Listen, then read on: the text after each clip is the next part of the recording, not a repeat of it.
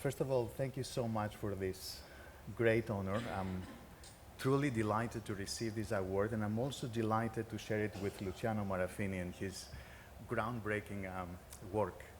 So I would also like to thank Eva for her introduction to CryoEM, and I will just take a cue from what she said and basically just tell you that one of the main strengths of CryoEM these days is its ability to obtain snapshots of macromolecular complexes at different functional states.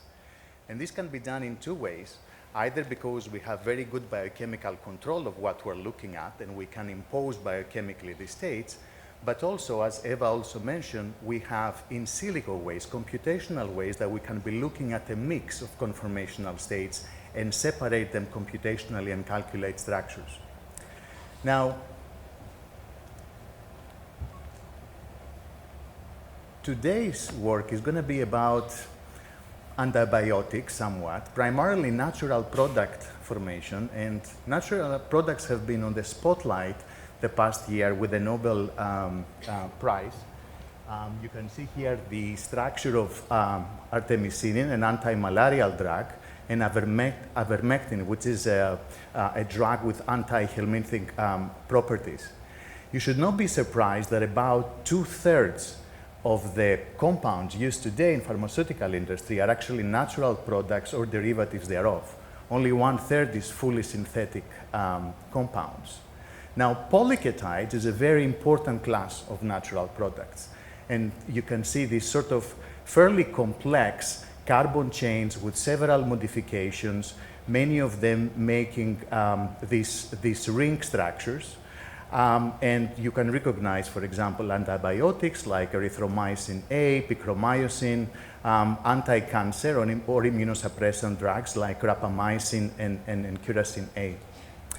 Now, if you were to try to make this synthetically in the lab, so for many cases it would be literally impossible, and very often it would take about 20 or 25 chemical synthesis steps, and the yields would be abysmal, would be extremely low.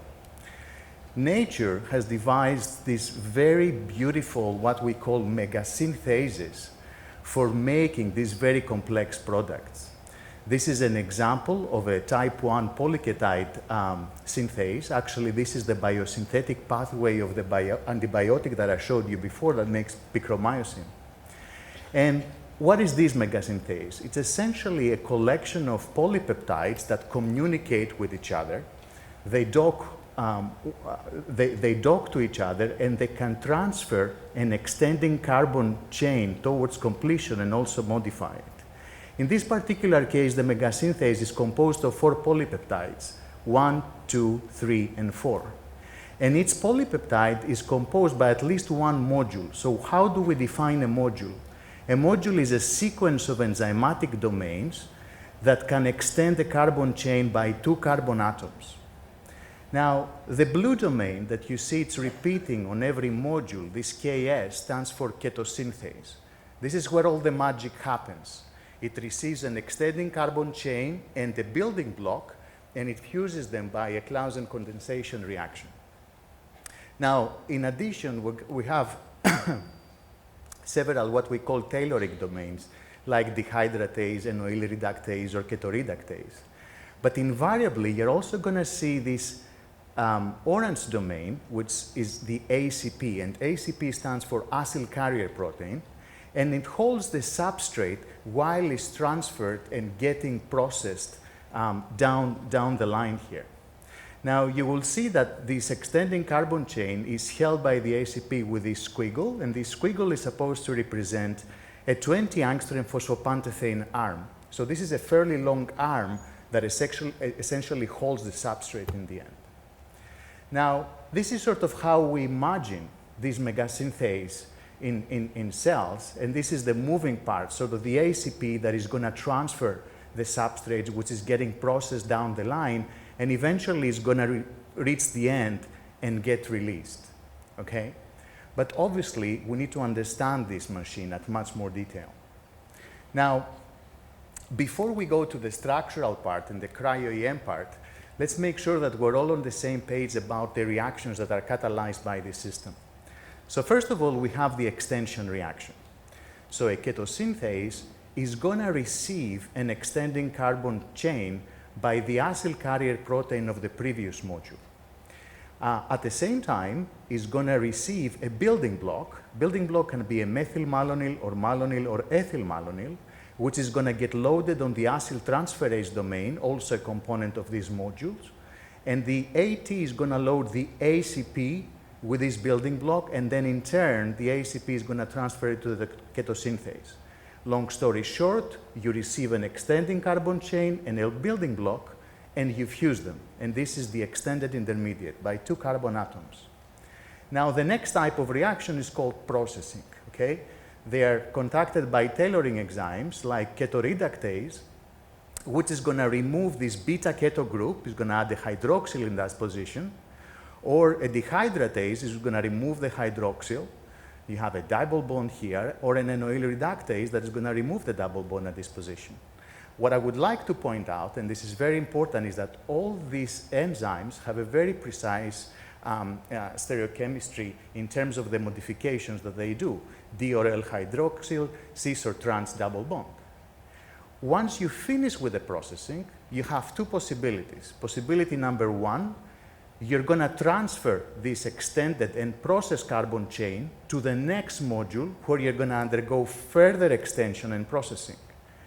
Possibility number 2, if you are at a terminal module, you're going to use a thioesterase domain which is going to release this carbon chain. And this release is usually associated with cyclization. That's why in the end you see these large macrolactones. Now, the bottom line is, consider the possibilities. There are thousands upon thousands of different biosynthetic pathways in nature, and these enzymatic domains can have any given order. So the number of individual natural products with very specific and well-defined activities that you can form is countless, basically. And this is what sort of field chemists are trying to do, is they go to all sorts of odd spots in nature and they try to collect bacteria either from soil or from the depths of the sea and try to characterize new biosynthetic pathways because they might have new pharmaceutical applications. And as you know, we are in need for new drugs. So this is an example of a very sort of exotic microorganism that grows in plates. But there is also another way, and the idea has been around for the past 20 or 25 years, and this is what we call legalization. So if you have characterized biosynthetic pathways, let's say one that makes this natural product 1, another one makes this product 2, now these modules or their enzymatic domains are homologous. So what happens if you start mixing all these domains, then you should be able to create a novel small molecule with desired properties, okay? Now, it's a great idea, and there is a lot of potential in bioengineering this system. But the reality is that all these efforts have been, although they work, they're characterized by extremely low yields. So there is something in the structure, there's something in the mechanism of how these systems work that we do not understand. So one of the things that we can do is at least try to characterize the architecture of a basic module and take it from there, try to define mechanism in this system. Now, in our case, we decided to work with the third polypeptide, which is module 5 in the picromycin biosynthetic pathway. And this has a very minimal architecture. It has a ketosynthase followed by an acyl transferase, followed by a ketoreductase, and finally ending with an acyl carrier protein. So I would like to point out that there is, in fact, a lot of structural information about individual domains in this system. We have a structure of a dimeric Ks and the acyl transferase domain, a crystal structure of ketoreductase domain, an NMR structure of acyl carrier proteins, and also the so-called dimerization helices and docking helices. We figured out that this component here is important for keeping this system as a dimer when we were doing FPLC. The other thing I would like to point out is that they're fairly long linkers connecting all these domains, particularly a more than 40 amino acid linker connecting the ketoreductase with the ACP.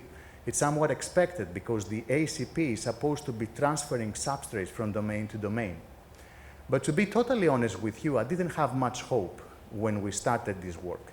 Given the long linkers, I was expecting a lot of flexibility. But as my friend Roger says, sometimes you just have to go crazy and do it, you know, and just try. So thanks to Eva again for her introduction to CryoEM. This is sort of our CryoEM envelope with docked crystal structures. This was done with yesterday's technology, CCDs, no fancy direct electron detectors, and the challenge was that this is a 300 kilodalton particle. So it's very small, but we could sort of obtain very well-defined conformational states. And these reconstructions are at about 7 to 8 angstrom. And if you have information from X-ray crystallography or NMR, it's a sweet spot to be, because you can see you can dock all these structures with very high accuracy, as Eva mentioned before, within the EM envelope. So it turns out that we have a ketosynthase dimer, and this is followed by the acyltransferase domain, KR at the bottom, and the dimer creates a single enzymatic chamber where the ACPs, and here we looked at with the absence of any substrate, the ACPs are just parked in the middle of this enzymatic chamber, okay? Now, this was quite striking as a finding, because the model that we have used to understand PKS structure and overall architecture was based on the mammalian fatty acid synthase, beautiful work that was done in the lab of Nenad Ban. And you see, despite the presence of very homologous domains, the overall architectures are quite different. Fatty acid synthase has 2 enzymatic chambers, and here the ACPs are constantly cycling from enzymatic domain to enzymatic domain. In contrast, the PKS module has a single enzymatic chamber, and we assume that the ACPs are sort of moving up and down. Now, retrospectively, we understand much better why this is the case. In a way, I consider fatty acid synthase a little bit of a boring enzyme, because it always does the same thing, okay? It's gonna use malonyl-CoA, acetyl-CoA, and it's gonna make palmitate in the end by extending the same carbon chain. Whereas the PKS modules have to do something much more distinct. They have to receive an extending carbon chain from the top, process it, and then transfer it to the next module that is on this side, okay? And there are many different combinations of these enzymatic domains. So when we did that, we said, well, this is great. Is it possible that we can go in and use the right chemical probes to check the structure at every distinct step of the biochemical cycle? How is the structure changes when you add methylmalonyl, which is the building block? What happens when you add the pentaketide, which is the carbon substrate? What happens if you mix both of them and you form beta-ketohexaketide?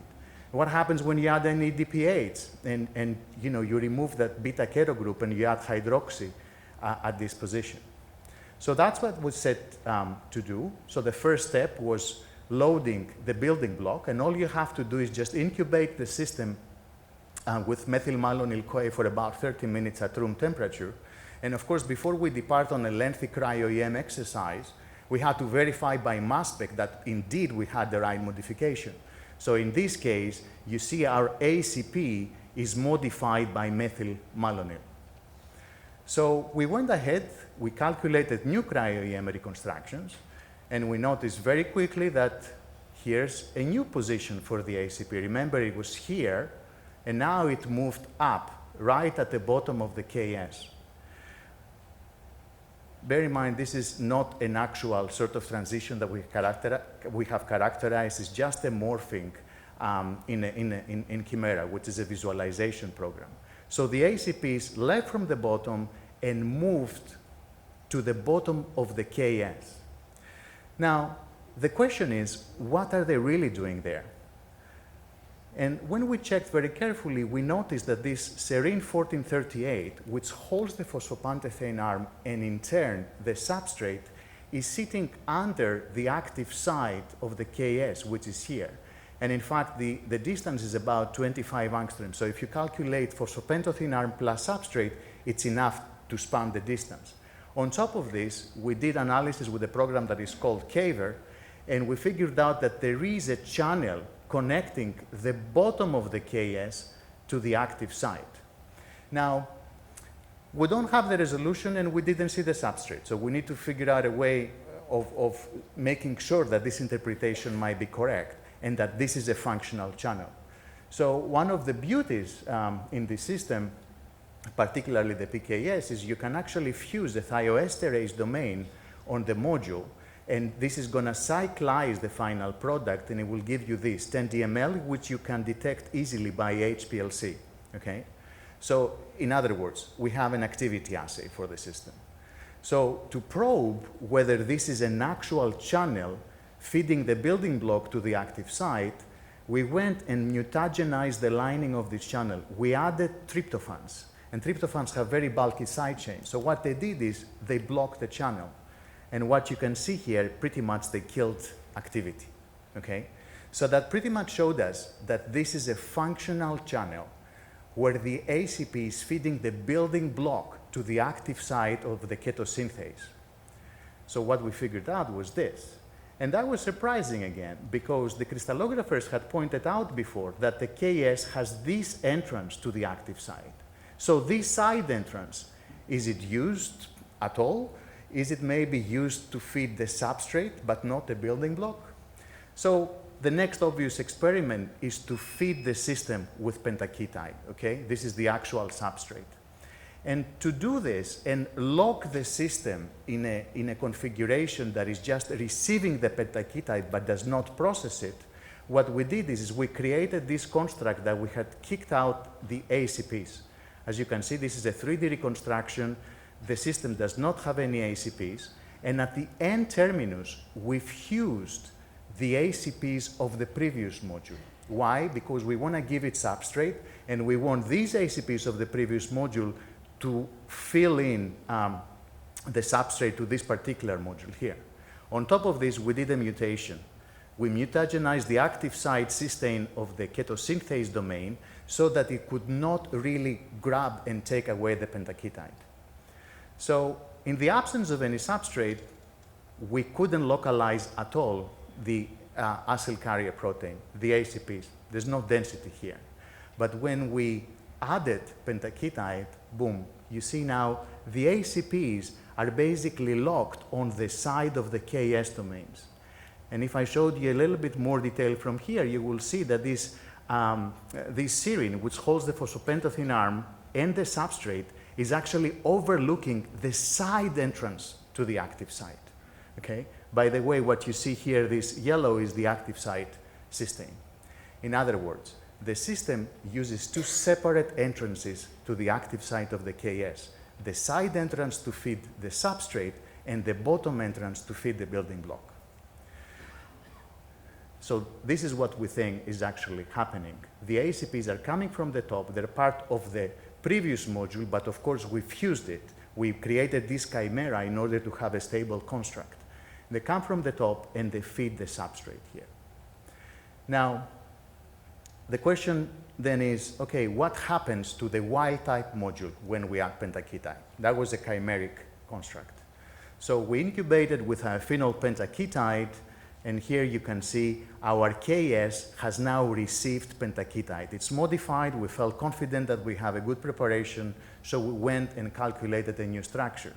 And yet again, you can see that the acyl carrier protein has assumed a new position.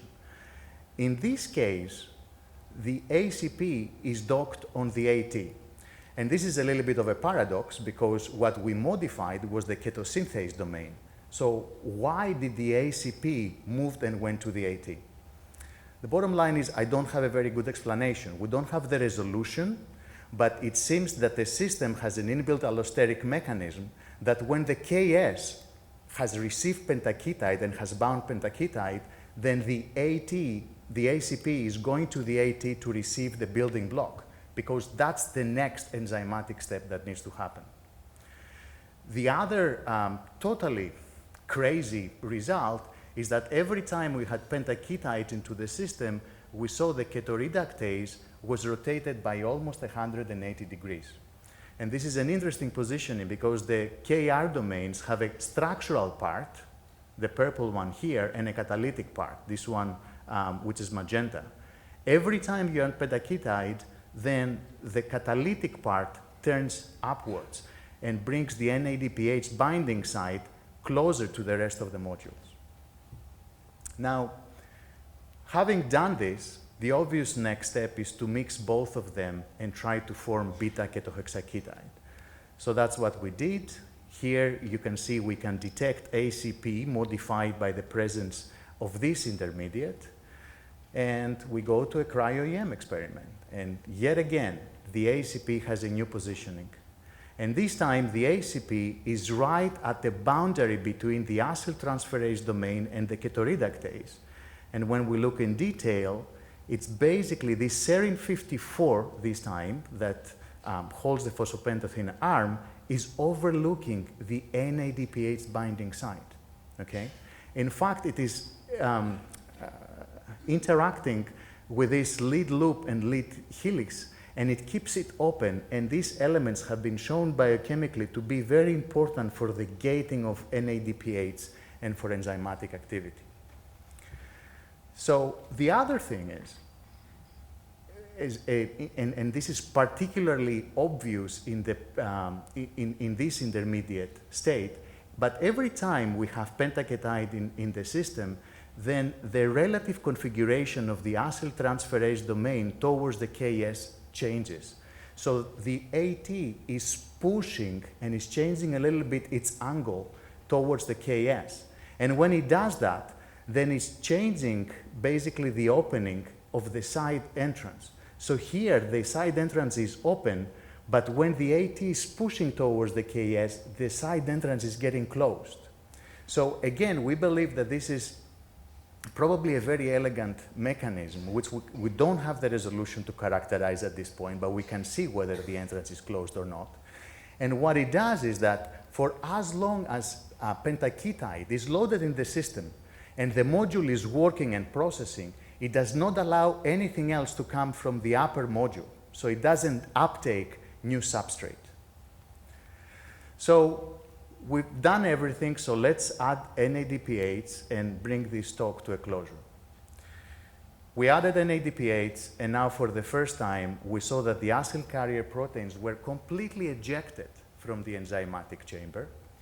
And in fact, the ACPs, which even despite the relatively low resolution can be docked with a unique orientation, the serine 54 is looking away from the module in the direction of the next one. Okay? So just to give you an idea of what this configuration would be doing, let me show you some preliminary data from PK4, which is the terminal module. So PK3 is the one that I showed you the structures of. The terminal module is PK4, and instead of a KR, it has a thioesterase domain. So here's a low resolution structure. You see it has the overall same architecture. It has a KS dimer followed by AT. The ACPs are in the middle, and then the thioesterase domains. And now you can see how this configuration that I showed you previously from PK3 is compatible with transferring the product to the terminal module. Okay? So I think that this work represents a nice example of the powers of CryoEM and its ability to characterize these distinct species without the need for crystallization. And in this particular case, we have pretty much recapitulated every distinct step in the enzymatic cycle, besides, providing the overall architecture, which, as I explained to you before, was totally unexpected. So let's put everything together and see how the system works. And this is a beautiful animation that we worked with Janet Ivasa to create. And I think that these visualizations help us a lot to sort of relay some of these very complex systems that we're going to be using them more and more. So the first step is essentially the loading of the building block on the acyl transferase domain. When this happens, the ACPs of this module are going to transfer the building block to the bottom of the KS. And then the top substrate is going to come, the carbon chain. Then we're going to have the Clausen condensation reaction here. It's going to pull everything down, and it's going to transfer it to the KR. Once the hydroxyl group is added, then it will take it at the bottom. I obviously don't speak as fast as this animation, but I hope you can get the picture. It's actually a very, very elegant system. Now, what is the main message in the end from all this work?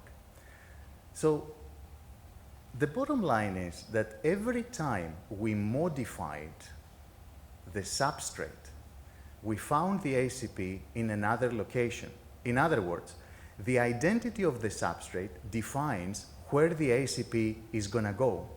And we think that this is an extremely elegant mechanism to define this sort of high mobility in a very directional way, because if this system depended on strong protein-protein interactions, then things would get locked. The ACP would not be able to move to the next binding position. However, by letting the substrate being the major determinant of the next binding site, every time you create the new substrate, then it has higher affinity for the next binding site, which happens to be the next enzymatic step in the cycle. Obviously, there's so many new questions right now, and our effort is to characterize this system at much higher resolution, because what we need to understand is what is the nature of the substrate-protein interactions, number one. Number two is what happens with these linkers. Like, these extreme conformational changes seem to suggest that these linkers must be ordering and reordering at these distinct steps. So there is a lot of work for us to do, and we are hoping that the more recent advances in electron microscopy, like the detectors, will help us obtain much more information from the system, and perhaps sort of extend this work to more modules and different biosynthetic pathways. I would like to finish by saying that, you know, none of this work would be possible unless we had a truly spectacular team of collaborators. LSI is a hub for collaboration, and we were very fortunate to be working with Janet Smith, a truly amazing crystallographer, David Sherman, who is actually, his lab created all these compounds that we used for this work, and Kiki Hackanson, who did very advanced mass spec measurements and helped us define the chemistry that we were looking at. And I always say to my people, you know, nothing is impossible, especially if I don't do it. And these guys did all the hard work. Somnath Dutta, a postdoc in my lab, who just left my lab. He's a very happy camper, having a great position in India. And John Witcher, who's now a postdoc in the lab of Rod McKinnon. So thank you very much again, and I thank ASBMB.